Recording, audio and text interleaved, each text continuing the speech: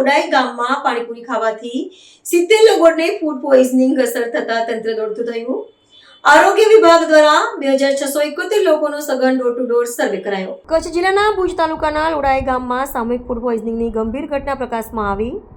સ્થાનિક તંત્ર દ્વારા સાવચેતીના ભાગરૂપે ગામમાં પાણીપુરીના વેચાણ પર સત્તાવાર રીતે સખત પ્રતિબંધ લાદવામાં આવ્યો છે। તાજેતરમાં ગામમાં પાણીપુરી ખાધા બાદ 70 જેટલા નાગરિકો ઝાડા ઉલટી અને ફૂડ પોઈઝનિંગનો શિકાર બનતા સ્થાનિક વહીવટી અને આરોગ્ય તંત્ર તાત્કાલિક હરકતમાં આવ્યું હતું। હાલમાં તબીબી સારવાર બાદ પરિસ્થિતિ સંપૂર્ણપણે નિયંત્રણમાં હોવાનું સત્તાવાર સૂત્રોએ જણાવ્યું છે। આ ઘટનાની ગંભીરતાને ધ્યાનમાં લઈને જિલ્લા આરોગ્ય વિભાગ દ્વારા તબીબી અને પેરામેડિકલ સ્ટાફની વિશેષ ટીમોની રચના કરવામાં આવી હતી। આ ટીમોએ લોડાઈ ગામમાં સઘન કામગીરી હાથ ધરીને કુલ 2,06,071 લોકોનો ડોર ટુ ડોર આરોગ્ય સર્વે પૂર્ણ કર્યો હતો। જાહેર સ્વાસ્થ્યની સુરક્ષા સુનિશ્ચિત કરવા અને બીમારીનું ચોક્કસ કારણ જાણવાના હેતુથી ફૂડ અને ડ્રગ્સ વિભાગના અધિકારીઓએ અસરગ્રસ્ત વિસ્તારોમાંથી પાણીપુરી અને તેના મસાલાના કુલ 6 જેટલા શંકાસ્પદ સેમ્પલ એકત્રિત કરી સઘન ચકાસણી અર્થે લેબોરેટરીમાં મોકલી આપ્યા છે।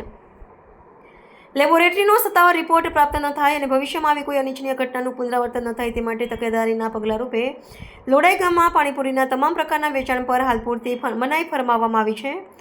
આરોગ્ય અધિકારીઓએ ગ્રામજનોને બહારના ખુલ્લા અને બિનઆરોગ્યપ્રદ ખાદ્ય પદાર્થોનું સેવન ટાળવા અને પીવાના પાણીને ઉકાળીને વાપરવા વિશેષ અપીલ કરી છે।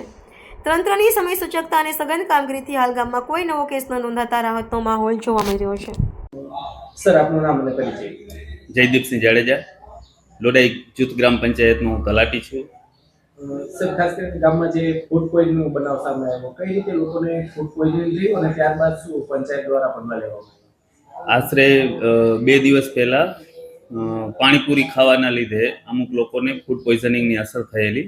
જ્યારે જાણ મળી ત્યાર પછી 36 જેવા કેસો પીએચસીમાં નોંધાયેલા હતા અને તાત્કાલિક અસરથી અમે જિલ્લા પંચાયત અને તાલુકામાં જાણ કરેલી, આરોગ્ય અધિકારીને જાણ કરેલી અને ત્યારબાદ જે લોકો અસરગ્રસ્ત હતા તેમને તાત્કાલિક સારવાર માટે પીએચસી પણ 24 કલાક માટે ચાલુ રાખવામાં આવ્યું છે।